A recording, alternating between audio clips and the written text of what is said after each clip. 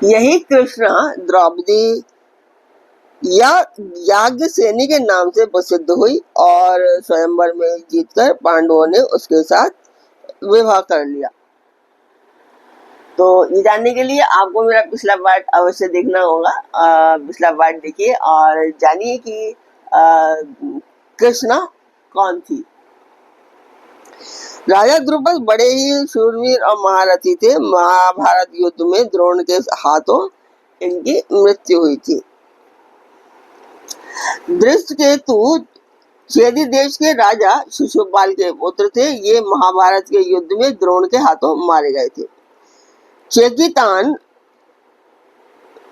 वंशीय यादव महारथी योद्धा और बड़े शूरवीर थे। पांडवों की 7 अक्षौहिणी सेना के 7 सेनापतियों में से एक थे।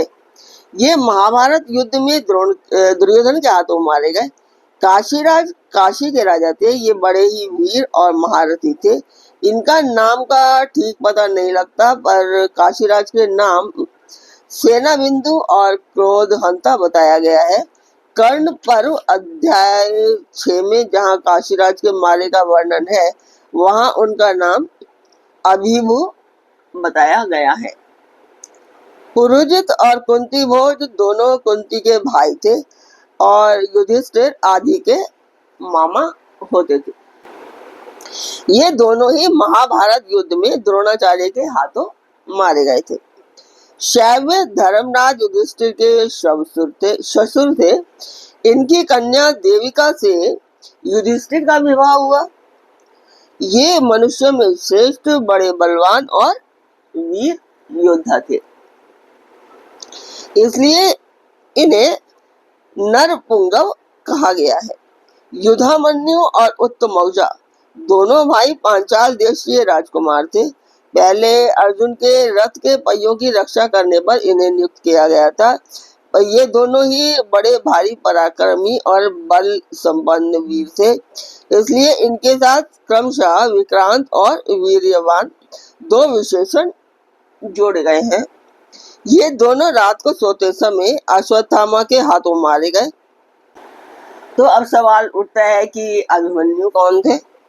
तो अर्जुन ने भगवान श्री कृष्ण की बहन सुभद्रा से विवाह किया था। उन्हीं के गर्भ से अभिमन्यु उत्पन्न हुए थे। मत्स्य देश के राजा विराट की कन्या उत्तरा से इनका विवाह हुआ। इन्होंने अपने पिता अर्जुन से और प्रद्युम्न से अस्त्र शस्त्र की विद्या प्राप्त की थी। ये असाधारण वीर थे। महाभारत युद्ध में द्रोणाचार्य ने एक दिन चक्रव्यूह की ऐसी रचना रची कि पांडव पक्ष के युधिष्ठिर, भीम, नकुल, सहदेव, विराट, द्रुपद, धृष्टद्युम्न आदि कोई भी वीर उसमें प्रवेश नहीं कर पाया। जयद्रथ ने सबको परास्त कर दिया। अर्जुन दूसरी ओर युद्ध में लगे थे। उस दिन वीर युवक अभिमन्यु अकेले ही उस व्यूह को भेद कर उसमें घुस गए और असंख्य वीरों का संहार करके अपने असाधारण शौर्य का उन्होंने परिचय दिया। ये जहाँ तक मैं जानती हूँ सबको पता होगा कि अभिमन्यु अकेले ही उस युद्ध में उस चक्रव्यूह में फंसे थे और वहां से नहीं निकल पाए थे।